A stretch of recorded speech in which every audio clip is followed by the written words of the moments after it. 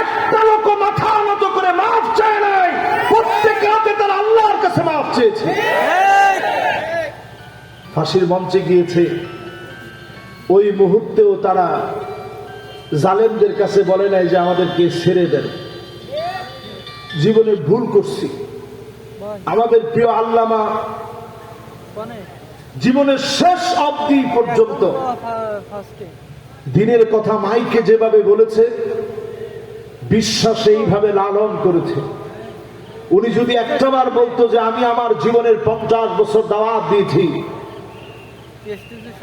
ইসলামী আন্দোলনের পক্ষে বলাটা আমার জীবনের সবচেয়ে ভুল ছিল, আমারে মেহেরবানি করে মাফ করে দেন, জিন্দেগিতে আর কোনো দিন বলবো না।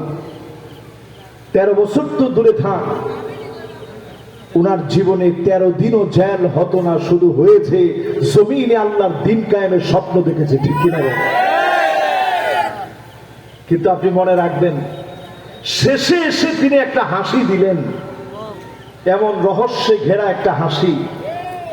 আমি এই হাসিটা দেখে মাগরিবের নামাজে যখন যাচ্ছিলাম, আমার কাছে পরিষ্কার ভাবে মনে হয়েছে যে হুজুরকে তারা আর বাঁচতে দিবে না। আমি নামাজটা পড়ে যখন আসছি, আমার ভিতরে একটা মোচড় মেরে উঠছে। আমি শরীর খারাপ লাগায় আমি একটু শুয়ে পড়ছি। শুয়ে পড়ার পর হঠাৎ একটা ভূমিকম্প হয়েছে।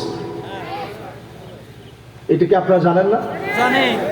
এই ভূমিকম্পের পরে আমার কাছে পরিষ্কার হয়ে গেছে হুজুর মনে হয় আর নাই। আমি দৌড়ে হসপিটাল চলে গেছি। আমি গিয়ে দেখি বাদ ভাঙা পঙ্গপালের মতো, সমুদ্রের ঢেউয়ের মতো উপচে পড়া ঢেউ, মানুষ আর মানুষ দিয়ে ভরা।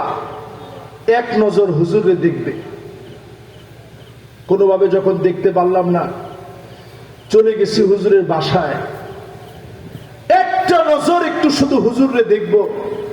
আমার কাছে মনে হয়েছিল জালেমরা যত বড় জালেমই হোক, পরিবারকে তো একটাবার অন্তত দেখতে দেখতে নিয়ে যাবে, পরিবারকে তো একটাবার দেখাতে নিয়ে যাবে, সুযোগ দিবে। ফজরের নামাজ পড়েছি 15ই আগস্ট।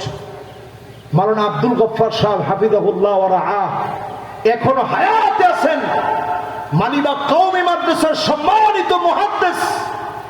ওনার পিছনে আমি ফজরের নামাজ পড়লাম।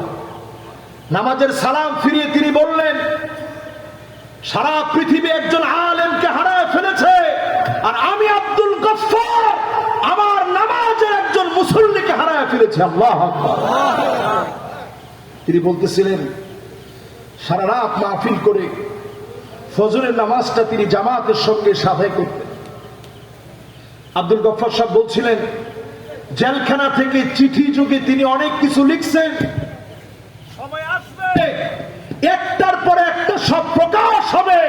জালেমদের ভয় থাকবে, জালেমদের ভয়ে কোনো কথা বন্ধ থাকবে না, বদ্ধ দুয়ার খুলে যাবে। একদিন সব আমরা মুখ খুলে বলবো। বলেন আল্লাহু আকবার।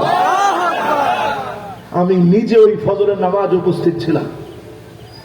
ওইখান থেকে চলে গেলাম পিরোজপুরে। ওইখানে গিয়ে জানাজার নামাজে অংশগ্রহণ করলাম।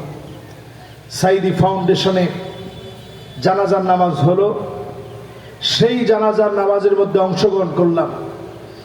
আমার কাছে বারবার মনে হচ্ছিল এই কোরবানি বেশি দিন, এই কোরবানির ফল পেতে বেশি দিন সময় লাগবে না, অল্প কিছুদিনের ভিতরে আল্লাহর গায়বী মদদে জালেমদের পতন হয়েছে, ঠিক কিনা বলেন?